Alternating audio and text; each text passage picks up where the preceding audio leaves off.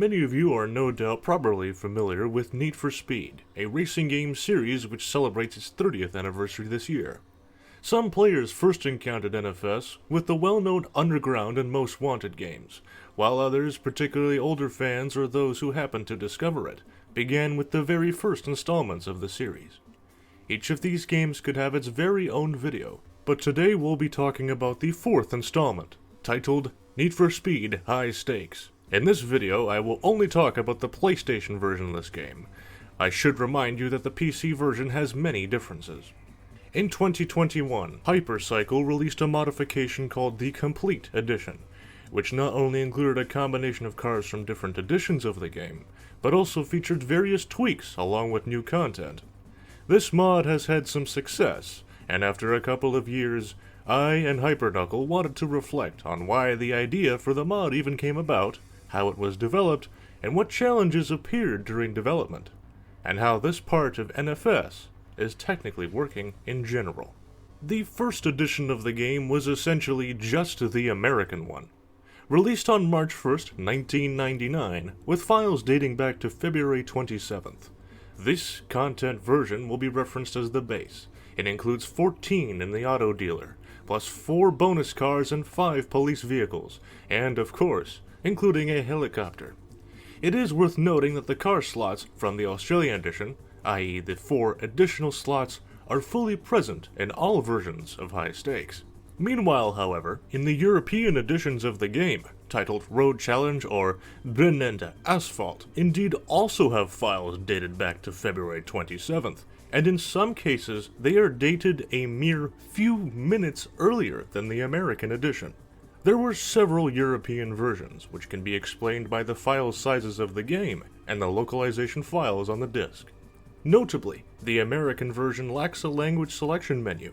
It has been completely removed from the game's code, although the value of saved language still remains.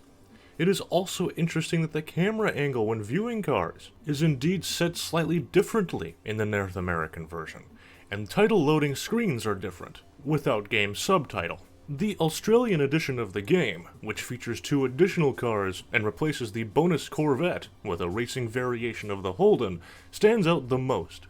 The Durham Road track is also unlocked from the start, and since the track's location was moved to Australia, you indeed get another Holden as a standard issue police vehicle. Curiously, in the debug version of the game, which is available online, is fully based on the American version, with minor differences such as technical indicators on the screen, and the presence of car versions that are Australian, and an earlier version of these car specifications with a build date of February 22nd. The Japanese edition of the game, titled locally as Overdriven 4, stands somewhat apart. Its files are dated April 27th, and of course gets Japanese localization, which was made in place of the English language slot.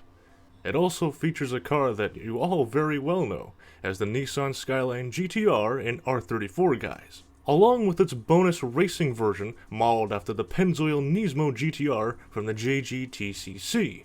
Both cars do not have their own slots and occupy slots of other cars from other regional editions, such as the Holden HSV VT GTS and the MHRT VT Commodore, respectively. I should note that the sound of these Nissans does not quite match that of their real cars, and the Skyline model itself has details that will be discussed later.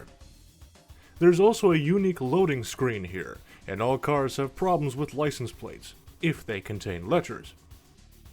Additionally, this version is the only one with its own demo, titled Taikenbahn. It features 1 track, Kindiak Park, 3 cars, including the Titan, Skyline GTR, and Porsche 911. The files are dated 3 days earlier than the full release, as April 24th. Before work properly even began on the complete edition, back in 2014, a user named Sirius-R made a mod attempt to merge the content under the same title. A public test version was made for the Japanese release, featuring a working localization back to English, albeit with a completely different font. The Ford Falcon AU added back to the player, along with the police Holden as well. You might ask, why aren't there other variants of the Holden? Good question. As I mentioned in the note about the Japanese versions, the Nissans don't have their own car slots, so the developers simply replaced the cars unavailable in this release. However, the 2 other Australian slots remained in the game, so some cars could indeed be restored. Many years later, a developer build of the game, from around February 22nd, 1999, surfaced online. This build was used by some reviewers prior to the game's release. The most important thing was the so-called debug symbols that were left in the disk image files, which are usually created during code implementation and are required for debugging purposes. Depending on the amount of free time of those poor souls who had to study the game's structure, modding support for this game can be significantly improved, or even the executable file with which the code can be recreated, allowing the game to be run on different platforms, or even be further heavily modified. I would be remiss to not note that when Hyperknuckle began work on the mod, he had no experience with assembler or studying code with programs like Ghidra, but had to start somewhere. Although the MIPS assembler instructions in the compiled debug version file differ from the released game, there is address shifting. Everything else basically matches up.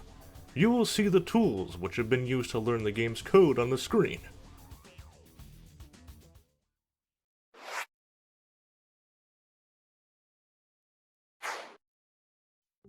For now, we have 6 cars that are not in the American and European versions of the game. The regular Holden, the regular Ford Falcon, the bonus spec racing Holden, the police Holden, the Nissan Skyline GTR R34, the bonus racing version of the Skyline. Is it possible to add all of them?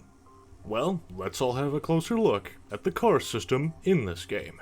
There already exist 4 slots for Australian vehicles, but 2 cars are gonna have availability issues in the game without using emulator cheats.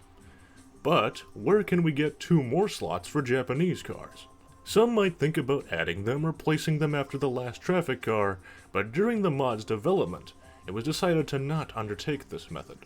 The thing is, the police and bonus car tuning slots are hard-coded into the game's code, and in the case of traffic cars, they may be forced code rules in different places. For somebody, simply replacing existing cars might be a solution, but then it wouldn't be right to call it the complete edition. Fortunately for Hyper as a modder, and unfortunately for everybody else, one of the bonus car slots turned out to be empty and unused, specifically for the quote BNS3. If you try to load the slot with the original files, you'll get another Titan with a different showroom screen and different car name. So it was decided to insert the Nissan right here. By the way, if you try to add a car from a non-existent slot to your garage, you'll get the Mercedes-Benz SOK230 with the name of a Ford Falcon, which could not be further from what it actually is. As for the Pennzoil Skyline, work had almost been given up on it, but in the released mod, there's still a way to forcibly replace the bonus Corvette with this very Skyline through an emulator cheat. How does it work?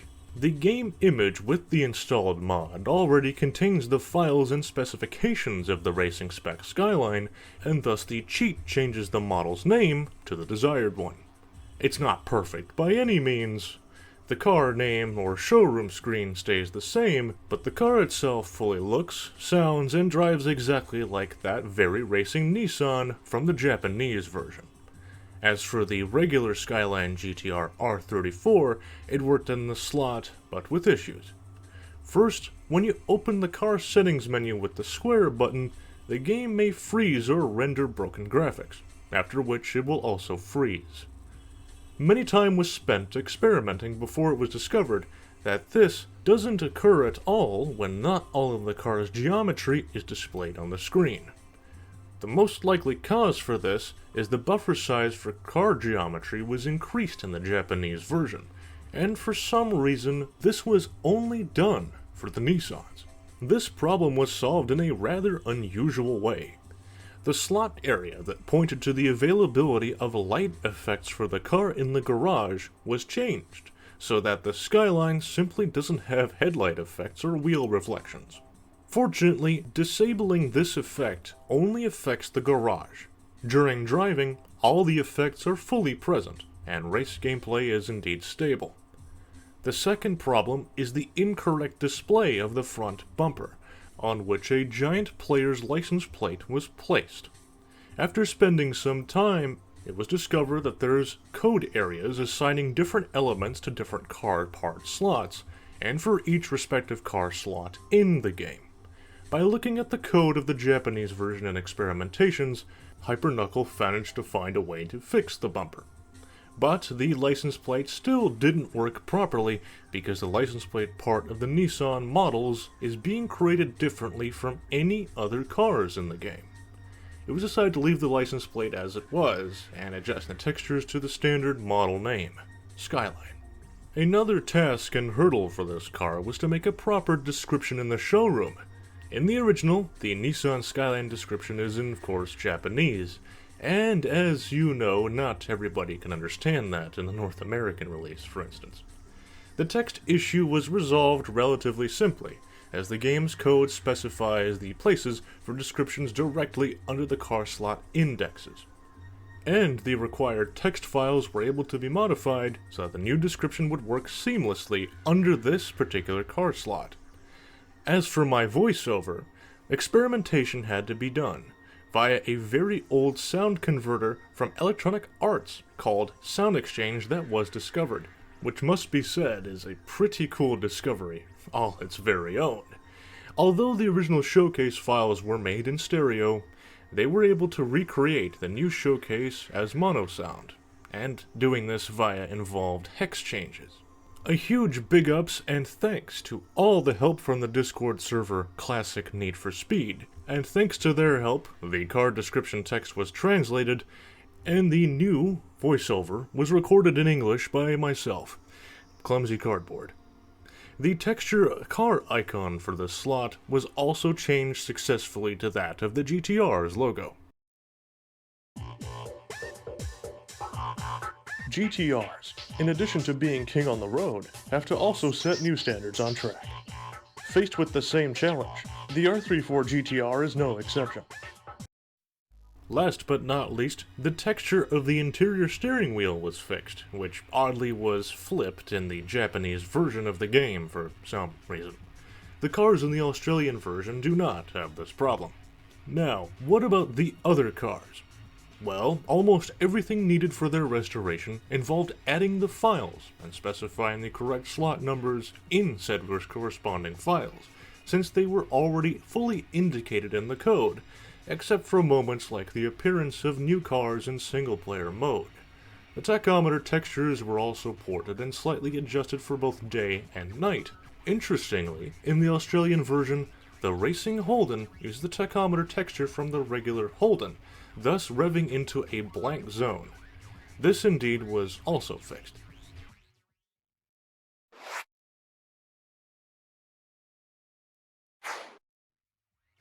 So we now have new cars, but how can new players obtain them without using cheats?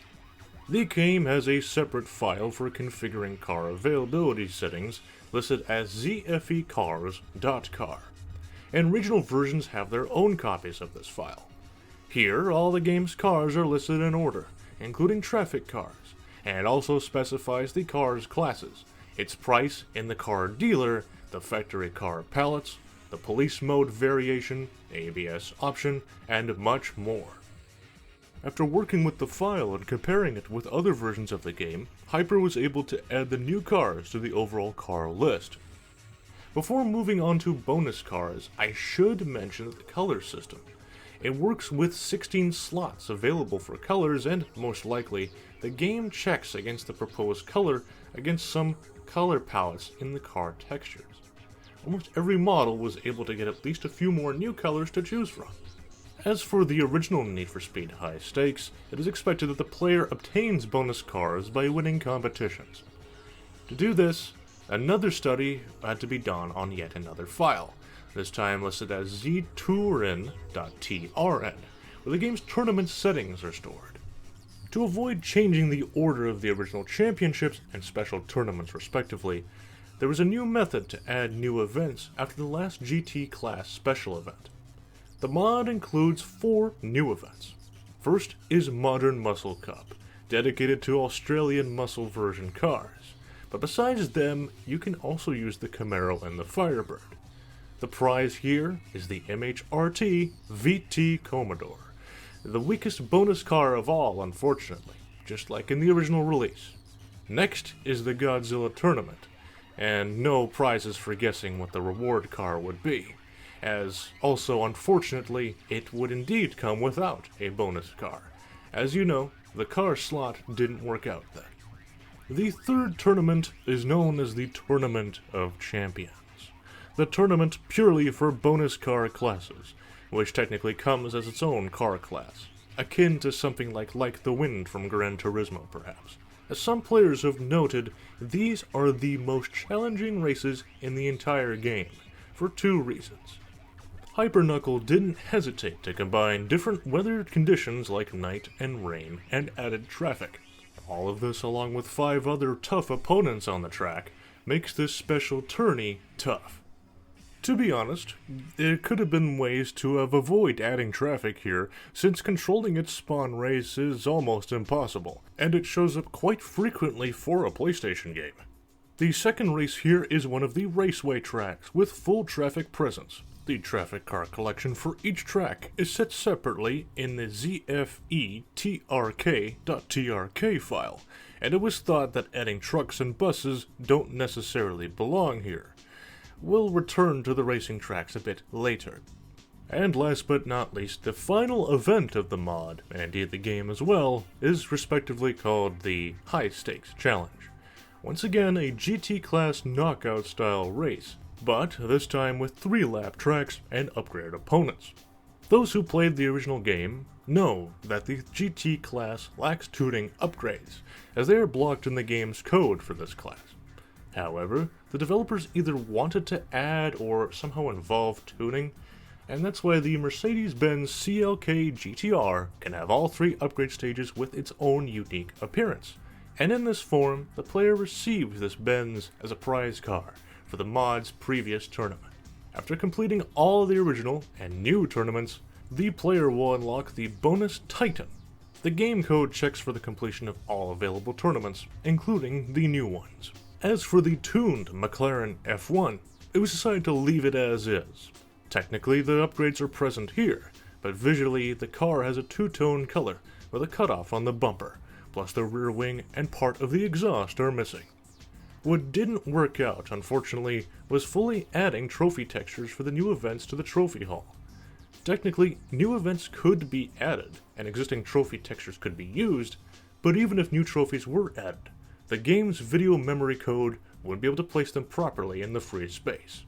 Thus why new events don't appear on Trophy Hall.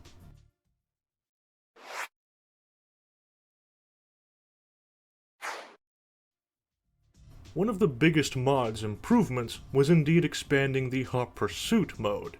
First, the police car was replaced for some regional tracks, from the BMW M5 bombing along the Autobahn to the Holden HSV GT GTS putting the squeeze on Australian roads, with the choice of police car models and even appearance being tied to the selected track region and hard-coded into the game code. Then Ferrari, Mercedes-Benz, and Nissan brands were unlocked for Hot Pursuit mode. Back then, Nissan also prohibited their cars from participating in illegal races, at least for this version of Need for Speed. As a fun little experiment, the police parameter was also enabled for the raceway tracks, and surprisingly, the police work fully and indeed out of the box. Here they will be able to set up roadblocks, appear in different places, and don't behave weird. The only thing is the requirement to take dialogue set up from other tracks, so their radio positions would be incorrect.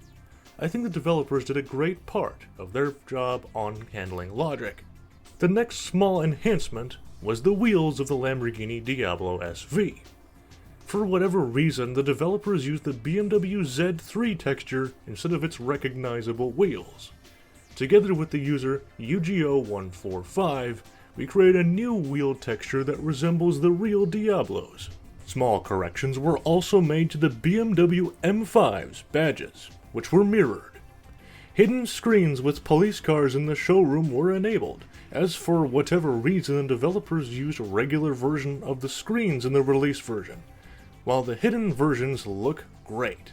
All of this was adapted to the American edition of the game, compiled and released on June 8th, 2021, along with a few small patches later, and cover art made courtesy of UGO145. A huge thank you once again, and a short trailer that can be viewed on this channel. It was very nice to read reviews and comments about the mod, and is still occasionally seen in YouTube videos and Twitch streams where people play and have played this mod. Kuro HS, I appreciate you checking this game out, man. And yes, I'm that familiar voice that your Twitch stream was talking about. But anyway, let's talk about hidden content. One of the existing cheats includes an inaccessible interior view. The code contains camera positions for each car, specifically from said interior view, with considering the steering wheel position versus the camera. And you can't look back. This function is blocked with this camera type. The vast majority of cars in the game have the same interior texture except for the McLaren F1, which makes sense as it's centrally located, and the Nissan Skyline GTR. As a bonus, the mod also includes a cheat for the hood camera view. It is also worth noting the names of some of the car slots. Instead of the bonus Holden, a unique version of the Ferrari F50 was planned, and another version of the McLaren F1 was also planned instead of the bonus C5 Corvette, in addition to the police Chevrolet Caprice. They also wanted to add a taxi version, which some of you may recall from one of the trailers for High Stakes. The game files also contain texture leftovers from Need for Speed 3 Hot Pursuit, such as the pause screen, as well as an early version of parts of the UI in the menu. Moreover, police cars have fully made upgraded stages, which are not available at all in the final game. Perhaps developers wanted to allow the player to enter the pursuit in a tuned car, and thus the police would definitely need some upgrades of their own to compensate.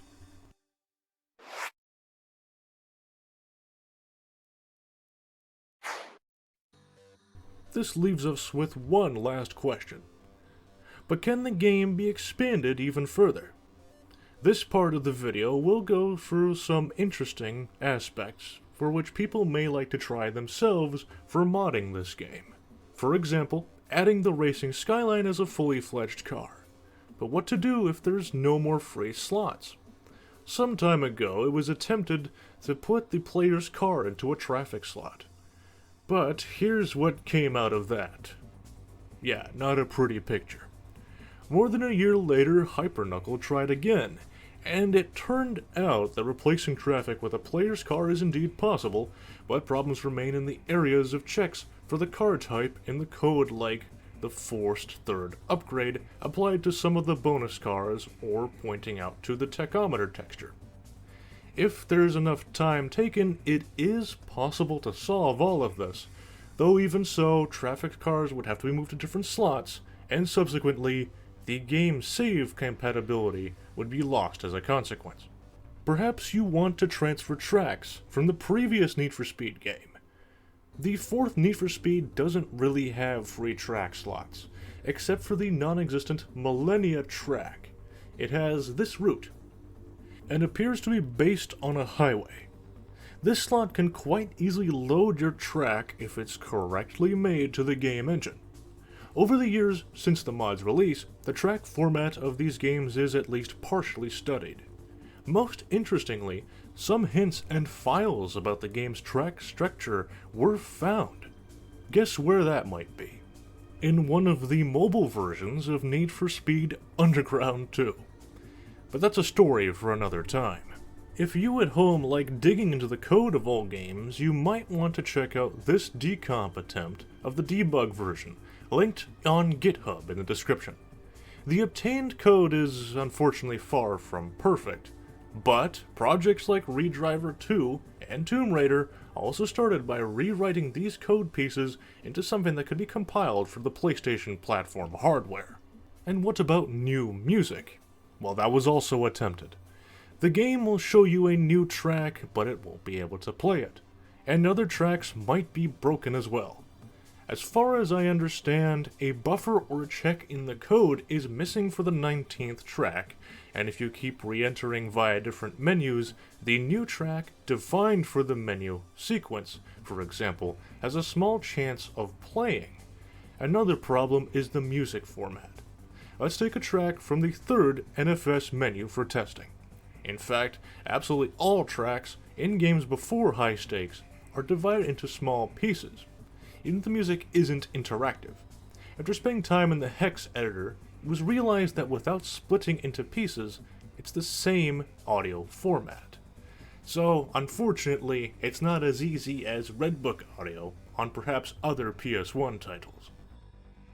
Finally, I will mention the game's localization. If pirates could once make a translation of the game into other languages like Russian, without documentation and no tools, it should also be achievable today.